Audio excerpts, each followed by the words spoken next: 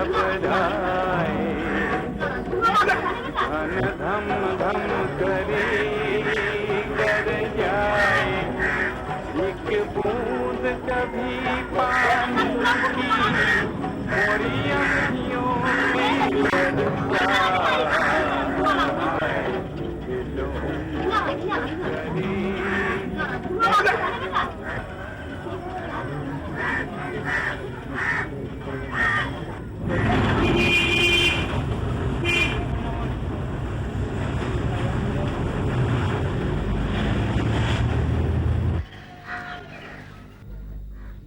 माता शेरा वाली की महिमा निराला। क्यों तपन भाई, बड़े उदास लग रहे हो, क्या बात है? तबीयत ठीक ठाक है तो? अरे भैया, मेहनत मजदूरी करके जीने वाला आदमी जब तक बीमार पड़ने से थोड़ी ना चलेगा। तुम्हारी तरह बैठे बैठे सब कुछ थोड़ा ही हो जा रहा है। क्यों भाई, तुम भी तो सब बैठे बैठे ही करते हो। बैठे बैठे स्टीयरिंग घुमाते हो, स्पीड बढ़ाते हो, गियर बदलते हो और बैठे बैठे सारा शहर नाप देते हो। हाँ भैया, 35 साल से तो यही कर रहा हूँ, पर लगता है बैठे बैठे कुछ ना। क्यों? ड्राइवरी से रिटायर कर रहा हूँ भैया। रिटायर? हाँ भैया, नौकरी में तो यही होता है ना। पर तुम तो रिटायर हो गए नहीं, सारी जिंदगी बैठ के यहीं पान खिलाते रहना। मेरे बाद जो आएगा उसको खिलाते रहना, और उसके बाद जो आएगा उसको खिलाते रहना। पर हाँ, मेरा हिसाब करके रखना, जाते जाते आखिरी हिसाब तो देना होगा ना। क्यों तपन भाई, हिसाब कोई भागा जा रहा है? हिसाब भागे ना भागे, जिंदगी तो भाग रही है ना। हिसाब ठीक करके रखना, मैं आऊंगा। अच्छा।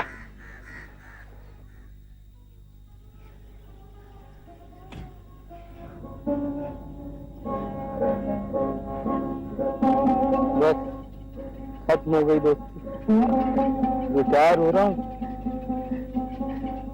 तेरे साथ 10 साल दोस्ती थी ना। इसके पहले पीएट थी, पीएट WBH 1100, उसके साथ 15 साल की दोस्ती निभाई। और उसके पहले लैंड मास्टर WRP 1168। बस सब खत्म, सबसे दोस्ती खत्म है। तू तो रिटायर नहीं हुई ना? चलाएगा तेरा बेटा, लेकिन सुन, तंग नहीं करना, मेरी तरह बुरा नहीं है, महान है। तू ऐसा मत होने देना।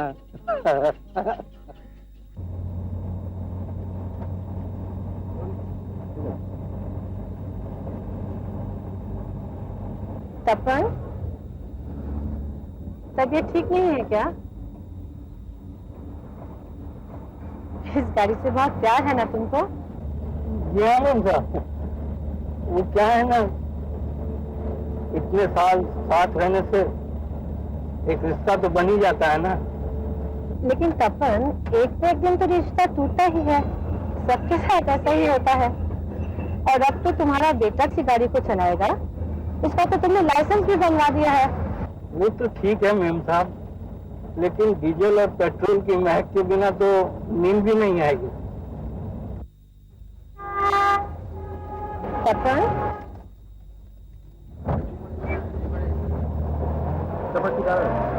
इतने परेशान क्यों होते हो? सब ठीक हो जाएगा। घर जाना, जाकर खेती बाड़ी करना। खेती की जमीन है ना तुम्हारे पास? जमीन और खेती करने की नहीं मेम साहब, बस सर छुपाने के लिए थोड़ी जमीन है, पर लगता है उस पर मकान नहीं बन पाएगा। क्यों? इतने साल का तुमने कुछ भी नहीं जमा किया? आजकल के जमाने में मकान बनाना हम लोगों के बस का रोग नहीं। ईटा, सीमेंट, लोहा, इस सब का दाम आकाश को छू रहा है। हमारे पास इतना पैसा कहाँ कि हम मकान बना सकें। बस गांव में एक कच्चा मकान था, वो भी बाढ़ में बह गया।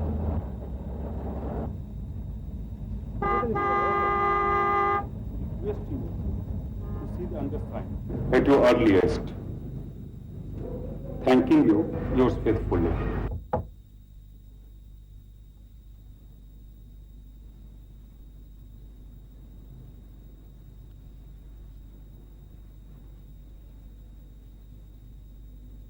क्या हुआ? तुम तो शॉपिंग के लिए जाने वाली थी। नहीं, अंशु की स्कूल की छुट्टी में अभी देर थी, कुछ आपसे मिलती चलो। क्या लोगी, चाय या कॉफी? श्योर, मैं आपको 5 मिनट में बुलाता हूँ।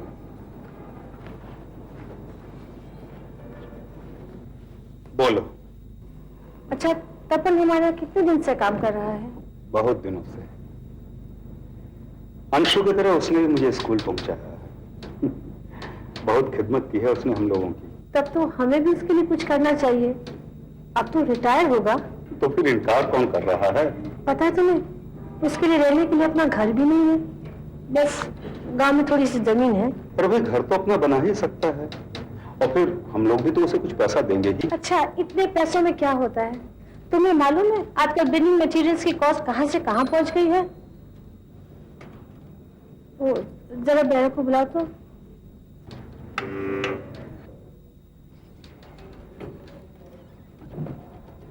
तपन से कहो अंशु को स्कूल से ले आए। ठीक है। बात तो तुम ठीक ही कह रही हो। आजकल महंगाई इतनी बढ़ गई है कि आम आदमियों के लिए घर बनाना बहुत ही मुश्किल हो गया है। अच्छा, ऐसी कोई स्कीम नहीं जिसमें कम लागत में यानी लो बजट में घर बनाने का इंतजाम किया जा सके? अच्छा याद दिलाया तुमने। हम लोगों की एक लो कॉस्ट हाउसिंग स्कीम तो है। देखें उस ऑफिसर का नंबर।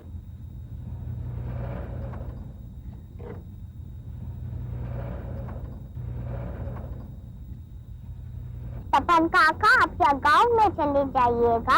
हाँ बेटी, तुम लोगों के साथ बहुत दिनों से हूँ ना, अब थक गया हूँ, इसीलिए गांव चला जाऊंगा। अब मेरी छुट्टी। छुट्टी, गरम गरम रोटी। हाँ, रोटी, कपड़ा भी मिल जाएगा, पर मकान नहीं मिलेगा बेटी। मकान नहीं है तो क्या हुआ, हम मम्मी को बोल दूंगी, एक कमरा आपको दे देगी।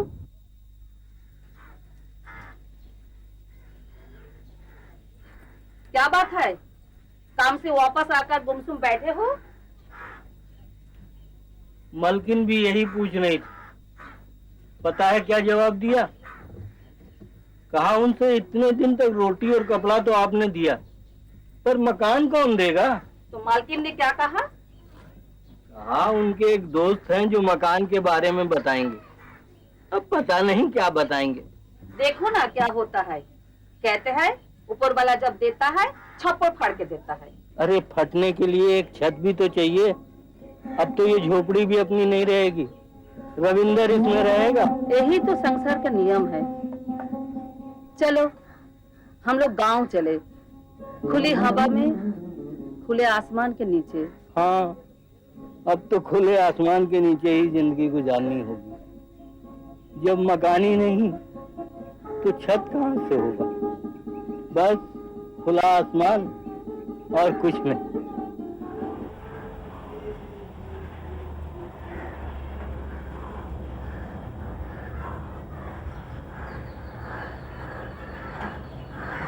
अरे आइए गुप्ता जी, आइए आइए। नमस्कार, आइए। नमस्कार। आपने मुझे बुलाया और मैं पूरी तैयारी के साथ हाजिर। और क्या हालचाल है? हाँ? आइए।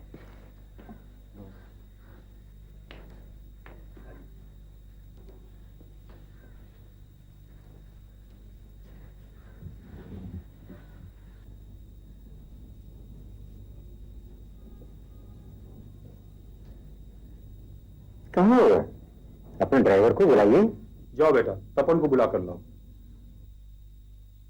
आओ ना तपन काका, आओ ना, गुप्ता अंकल सिनेमा दिखाएंगे। आओ ना, जल्दी चलो, जल्दी चलो, जल्दी चलो। ऐसा होता है कि हर इंसान को सर छिपाने के लिए एक आश्रय चाहिए, एक मकान। और मकान बनाने के लिए कुछ जानकारी के लिए हम लोग यहाँ एकत्र हुए हैं। कुछ प्राणी अपना आश्रय स्वयं ही तैयार कर लेते हैं और मनुष्य सामाजिक सहयोग और सहायता से अपना अपना आश्रय तैयार करता है। यह जानकर प्रसन्नता होगी कि हमारी सरकार हर किसी के लिए आवास की व्यवस्था करने के लिए कटिबद्ध है। इसीलिए भारत सरकार के नगर विकास मंत्रालय यानी मिनिस्ट्री ऑफ अर्बन डेवलपमेंट ने building material technology promotion council की यानी BMTPC की स्थापना की है, ताकि कम से कम लागत में रहने योग्य मकान बनाने के लिए सहायता दी जा सके। आइए अब हम देखते हैं कि ये लो कॉस्ट यानी कम खर्च में मकान बनाने का मतलब क्या है। हम जानते हैं कि मकान बनाने के लिए कुछ जरूरी चीजों की आवश्यकता पड़ती है, जैसे ईंट, लोहा, लकड़ी, सीमेंट। और इन सब चीजों की कीमत तो धीरे धीरे बढ़ती ही जा रही। तब इस समस्या का समाधान क्या है?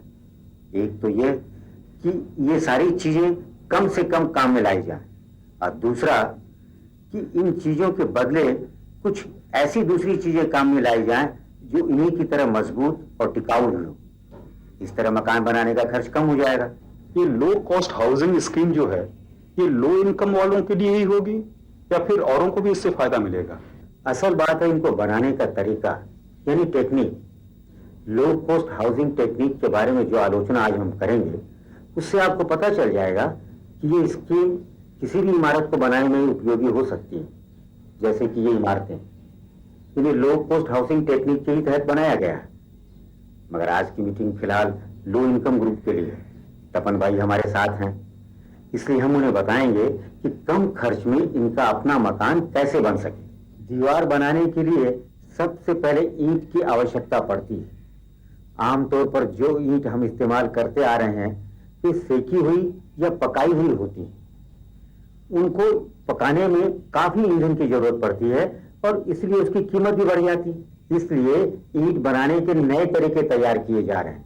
यहाँ तक कि नए और पुराने तरीकों को मिलाकर एक और नया तरीका निकाला जा रहा है ताकि लागत और भी कम हो सके। दक्षिण भारत के ये विख्यात आर्किटेक्ट पकाई हुई ईंटों के व्यवहार और साथ ही कम लागत में मकान तैयार करने के विभिन्न उपाय ढूंढने में लगे हुए हैं। इनका नाम है लॉरी बेकर। इनका कहना है 2 मंजिला मकान बनाने के लिए रैक ट्रैक बोन के तरीके का दीवार बनाने में इस्तेमाल करना चाहिए, क्योंकि इसमें सीमेंट, बालू और चूने का मसाला भी कम लगेगा और दीवार में टैंप भी नहीं लगेगा। दरवाजों या जंगलों पर जो लिंटल लगाया जाता है उसके बदले में ईंट के आर्च बनाए जा सकते हैं, जो दिखने में खूबसूरत लगते हैं, खर्च भी कम पड़ता है और मजबूत भी होते हैं। कमरे के अंदर दरवाजों में पल्लों के बजाय ये कॉर्बेल का इस्तेमाल किया जा सकता है। बरामदे या कॉरिडोर में जंगले की जगह ये जालियां बनाई जा सकती हैं। और इनका कहना यह भी है कि प्लास्टर की तो आवश्यकता ही नहीं। ईंट की जो अपनी खूबसूरती है उसे खुला रहने देना चाहिए। अरे आप तो ठीक ही कह रहे हैं। ईंटें अगर खुली रहे तो और भी ज्यादा खूबसूरत लगती हैं। आग में पकाई ईंट की जगह सूरज की रोशनी में सुखाई ईंट या ब्लॉक का इस्तेमाल किया जा सकता है। इसमें खर्च बहुत कम आएगा।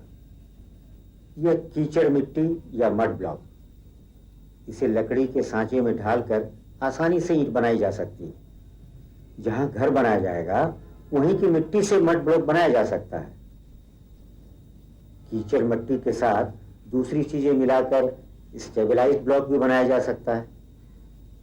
मिट्टी के साथ चूना या सीमेंट और या फिर दोनों मिलाकर ये ब्लॉक तैयार किए जा सकते हैं। ब्लॉक बनाने के लिए ऐसी साधारण सी मशीन पाई जाती है जिसे तारा बलराम या अष्टराम कहते हैं। इनका दाम बहुत कम है और इसे किराए पर भी हासिल किया जा सकता है। इससे कम से कम एक दिन में 200 ब्लॉक तैयार किए जा सकते हैं। यह है कंक्रीट का हॉलो ब्लॉक। ये काफी मजबूत होते हैं। इस ब्लॉक से कई मंजिला ऊंची इमारतें बनाई जा सकती हैं। बीच में खाली होने की वजह से इसमें कंक्रीट कम लगता है। कंक्रीट के ब्लॉक के भीतर पत्थर के टुकड़े डालकर स्टोन कंक्रीट ब्लॉक भी तैयार किया जाता है। अब आइए जंगले और दरवाजे के मामले पर।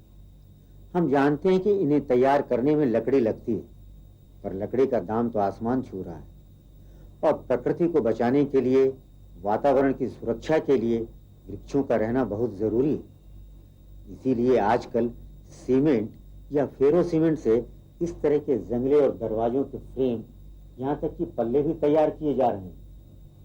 दक्षिण भारत में ओरविल निर्माण केंद्र में इस तरह के जंगले दरवाजे बहुत ज्यादा तैयार किए जा रहे हैं। ये बहुत ज्यादा मजबूत होते हैं और इन पर दीमक या पानी का कोई असर नहीं होता। ये मकान इसी किस्म के जंगले और दरवाजों से तैयार किए गए हैं। दरवाजों और जंगलों के अलावा इन तरीकों से पानी का टैंक भी तैयार किया जा सकता है। गांव में गोबर वगैरह जमा कर जो बायोगैस प्लांट तैयार किया जाता है, उसी से फेरो सीमेंट भी तैयार कर सकते हैं। विशेष लकड़ी की जगह स्थानीय उपलब्ध लकड़ी का उपचार करके ऐसा बनाया जा सकता है कि बेहतर जंगले और दरवाजे तैयार हो सके। जैसा कि यह जंगला उपचार की हुई रबर वुड लकड़ी से बनाया गया है। जहाँ ज्यादा बांस पाए जाते हैं वहाँ बैम्बू मेट से भी इस तरह के दरवाजे और जंगले बनाए जा सकते हैं। ये देखने में भी खूबसूरत हैं और हल्के भी हैं। आमतौर से कंक्रीट की ढलाई करके जो छत बनाई जाती है, उनमें ढलाई के अंदर इस तरह की टाली डालकर फीलर स्लैब तैयार किए जा रहे हैं। इससे कंक्रीट का खर्च कम हो जाता है। कंक्रीट के भीतर ईंट डालकर इस तरह की ब्रिक पैनल के जरिए छत तैयार की जाती है। इस घर में खूब पतला कंक्रीट का चैनल ढलाई करके छत बनाई गई है, जिसे ferro cement channel for roofing कहते हैं और ये फ्यूनिकुलर शैल स्लैब कहलाता है। पहले से इस स्लैब की ढलाई करके छत पर लाकर जमा देते हैं। दिल्ली के निजामुद्दीन बिल्डिंग सेंटर में फेरो सीमेंट कंक्रीट और इसके बीच में चिकन मेस डालकर ऐसा ही ferro cement funicular shell sandwich छत तैयार की जा रही है। यह छत देखने में भी खूबसूरत है और इस पर पानी बेअसर होता है। संडास मकान के लिए बहुत ही जरूरी चीज है और फेरो सीमेंट से इसी तरह का सुंदर और टिकाऊ संडास बनाया जा सकता है। अब आप लोग समझ ही गए होंगे कि लो कॉस्ट यानी कम लागत में मकान कैसे तैयार होता है। सन 1985 में जिलाधीश श्री सीवी आनंदा बोस की देखरेख में केरला स्टेट निर्मिती केंद्र ने कोल्लम जिला में भवन निर्माण में लागत कम करने का अपना प्रथम प्रयास किया, जो कि आज राष्ट्रव्यापी आंदोलन का रूप ले चुका है। बात दरअसल ये है कि जो नई नई चीजें आ रही हैं, उसे अपनाने के लिए एक मेंटलिटी, एक मानसिकता तैयार करनी होगी और साथ ही हमारे कारीगरों को एक ऐसी ट्रेनिंग देनी होगी ताकि वे भी इस नई टेक्निक को, नई चीजों को खुशी खुशी अपना सकें।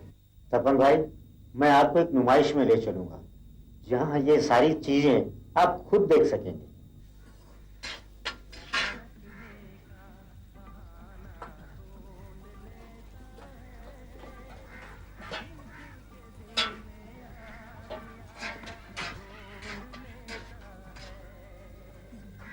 बाप का बेटा सिपाही का घोड़ा।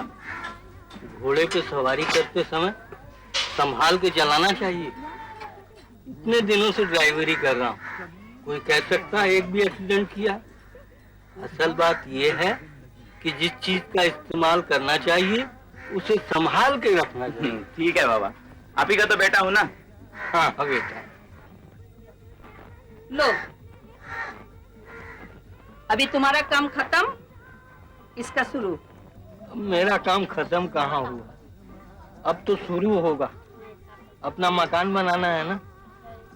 मकान बनाने के बारे में कितनी कितनी बात सुनता था, दिमाग खराब हो गया।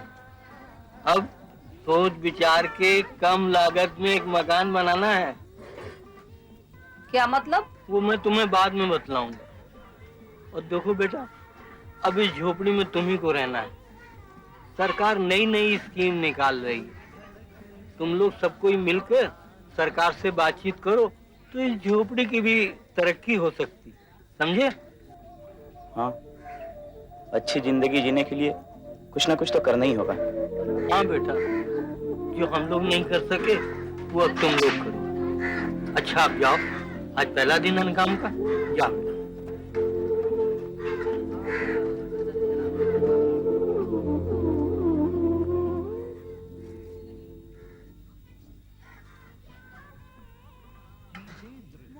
चलूं मैं भी नहा लूं, बाहर जाना है। गुप्ता जी ने बुलाया है नुमाइश देखने, और ये भी बताएंगे कि घर बनाने के लिए पैसा कहाँ से मिलेगा।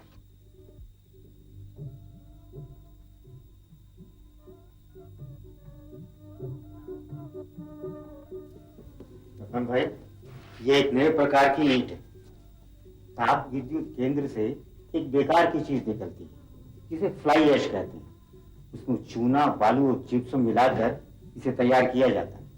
इसे फ्लाई ऐश ब्रिक्स कहते हैं।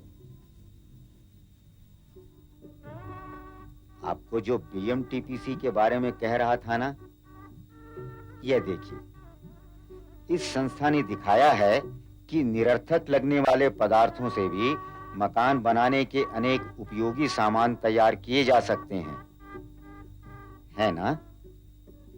अपना मकान बनाने के लिए आप भी इससे बहुत कुछ सीख समझ सकते हैं।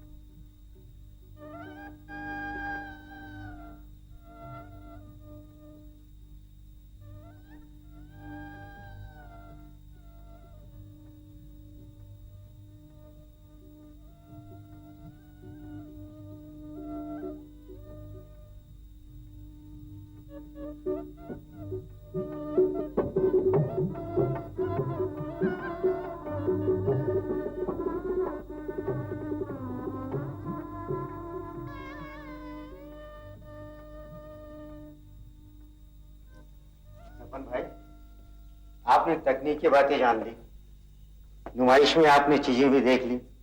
अब आप बताइए, आपको कहाँ तकलीफ? बाबू ये सब तो ठीक है, लेकिन मकान बनाने के लिए पैसा कहाँ से आएगा? सुनिए तपन भाई, सरकार के ऐसे कार्यों का सूत्रपात हो चुका है ताकि सुधरी भूमि गरीब तबकों के लोगों को उपलब्ध कराई जा सके। साथ ही गरीब और जरूरतमंद लोगों को मकान बनाने की सुविधा के लिए हडको के अलावा जीवन बीमा निगम, राष्ट्रीय आवास बैंक, इन जैसी संस्थाओं को भी प्रोत्साहन दिया जा रहा है।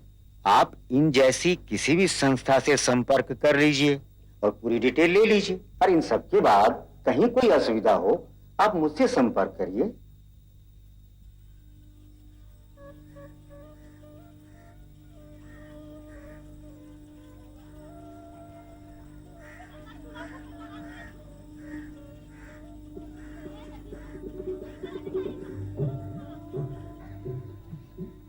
रविंदर की माँ, रविंदर की माँ,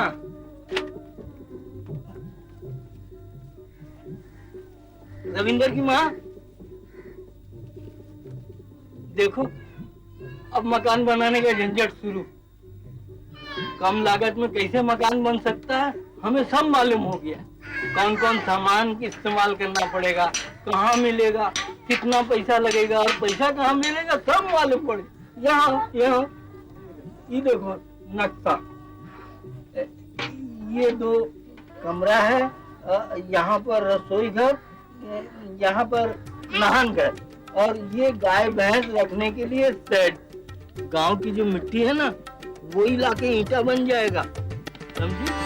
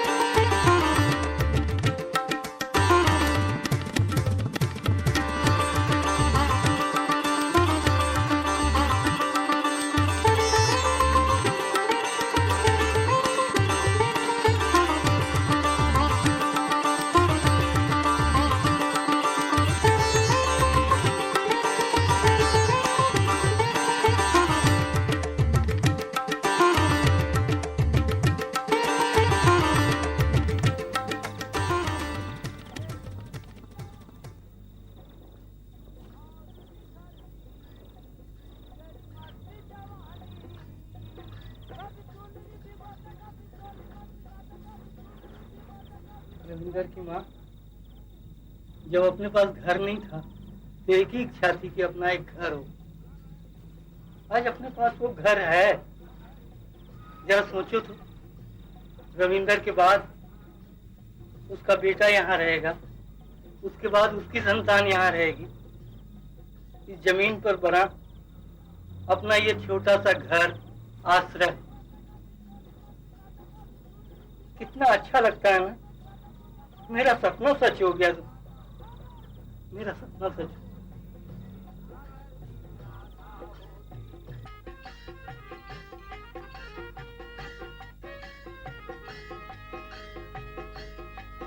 जब चलती राहें तुझे रहता खटका, हो